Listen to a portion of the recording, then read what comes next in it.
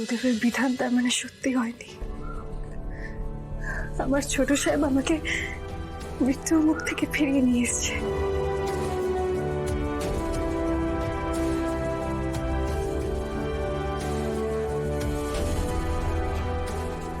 কুসুম, আমি চলে এসেছি। কুসুম, কুসুম তাকাও, চোখ খোলো না কুসুম, আমার দিকে তাকাও কুসুম। এখন আমাদের সম্পর্কের পরিণতি কি হবে সেটা একমাত্র তুমি ঠিক করবে ঠাকুর। আমি জানি আমার বাবা আমার উপর রেগে আছে, কিন্তু তুমি দেখো ঠাকুর, আমি চাই না আমার আর বাবার মধ্যে কোনো দূরত্ব তৈরি হোক। আমি আমার বাবাকে হারাতে পারবো না, কখনো না। তুমি আমাকে মৃত্যুর মুখ থেকে ফিরিয়ে নিয়ে এসছো ঠাকুর, এখন আবার ভাগ্যে যা হবে সেটা তুমিই ঠিক করবে। আমি আমার সবকিছু তোমার হাতে ছেড়ে দিয়েছি, তুমি ঠিক করবে যে আমি কি পরিচয় পাবো। আমি কি শঙ্কর সরকারের মেয়ে কুসুম সরকার হয়ে থাকবো, নাকি আমি শঙ্কর সরকারের মেয়ে আর আয়ুষ্মান গাঙ্গুলির স্ত্রী কুসুম সরকার গাঙ্গুলি হব। এখন সবটা তোমার হাতে, তুমি বলে দাও ঠাকুর, তুমি বলে দাও।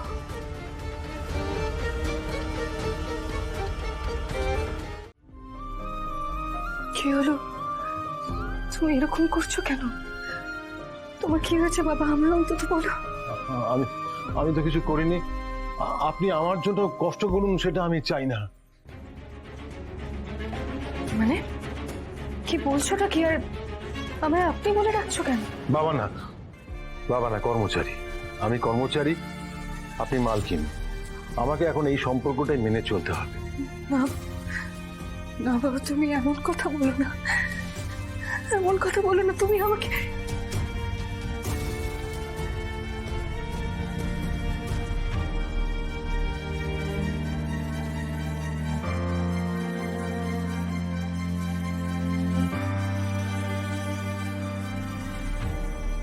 সন্তানের জন্য সব থেকে নিরাপদ জায়গা কোনটা জানো তো?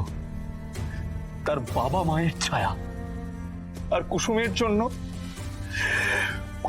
জন্য তার তার বাবার ছায়াই তার মৃত্যুর কারণ হয়ে দাঁড়ালো। তোমার জায়গায় যদি অন্য কেউ কুসুমকে আঘাত করতো না, আমি কিন্তু এখানে দাঁড়িয়ে চিৎকার করতাম না, সেই মানুষটাকে আমি জেলের ঘানি টানাতাম। মা, তুমি এটা অ্যালাউ করছো কি করে? দেবলিনা কেমন স্বভাবের মেয়ে আমরা সবাই জানি, তারপরেও এই সিদ্ধান্ত আমাকে নিতে হয়েছে ঈশান। এর বেশি আমি এখন তোমাকে কিছু বলতে পারবো না। কিন্তু মনে আমার উপরে যদি বিশ্বাস থাকে তাহলে আর একটাও প্রশ্ন কেউ করবে না। মা, আমাদের তোমার উপর বিশ্বাস রয়েছে। আমরা জানি যে তুমি যখন কোনো সিদ্ধান্ত নিয়েছো তার পিছনে নিশ্চয়ই কোনো কারণ আছে, কিন্তু তুমি চাইলে সেটা আমাদেরকে বলতে পারো। কি ব্যাপার আয়ুষ, আমার নেওয়া কোনো সিদ্ধান্তের কারণ তো কোনোদিন জিজ্ঞেস করনি আমাকে, আজ হঠাৎ জিজ্ঞেস করছো কেন? আমি যখন বলেছি দেবলিনা এই বাড়িতে থাকবে, তার মানে থাকবে, ব্যাস।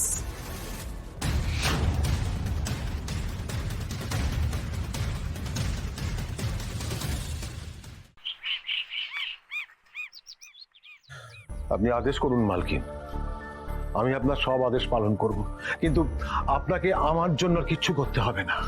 না, এরকম এরকম কথা বলো না। আমি জানি তুমি আমার উপর রেগে আছো, কিন্তু তাই বলে এমন করবে আমার সাথে? বাবা, বাবা, তুমি আমায় বকো, তুমি আমায় মারো, তুমি আমায় যা খুশি শাস্তি দাও, কিন্তু তোমার মেয়ে হওয়ার অধিকারটা আমার থেকে কেড়ে নিও না। আপনি আপনি আমার মেয়ে নন। হ্যাঁ, আমার একটা মেয়ে ছিল, সে একটা ভুল করেছিল, তাকে আমি শাস্তি দিয়েছি, তাকে আমি বিষ খাইয়ে মেরে ফেলেছি। আর একটা কথা বলি তোমাদের, দেবলিনা যে কদিন এ বাড়িতে থাকবে সে কদিন যেন ওর আতিথেয়তায় কোনো কার্পণ্য না থাকে। ওর যতটুকু সম্মান পাওয়া উচিত সেটা যেন ও এ বাড়ি থেকে পায়। Aunty, thank you so much. আমি এই কথা শুনে এত খুশি হলাম না যে আমি কি বলবো। কিন্তু আন্টি, আমি তো তোমার স্পেশাল গেস্ট, বলো। আমার তো সারাক্ষণ কাউকে চাই না আমার সঙ্গে যে যে আমার দেখাশোনা করবে। এবারে তো অনেক স্টাফ আছে দেবলিনি, তুমি জানো, সবাই খেয়াল রাখবে তোমার। আন্টি ও কেন নয়?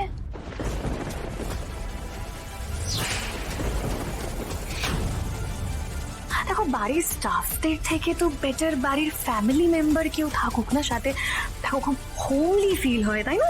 হ্যাঁ অনুশ্রী, তুমি কি পারবে কয়েকটা দিন ওর খেয়াল রাখতে?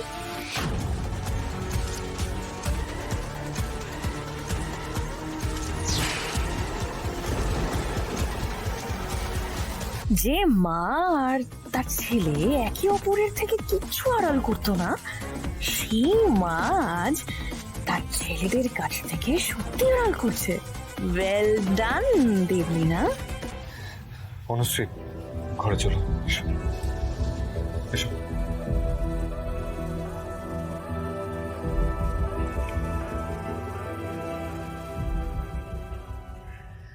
মাই ডিয়ার এক্স শাশুড়ি মা, এবার দেখো এই কদিনে আমি কি কি করি।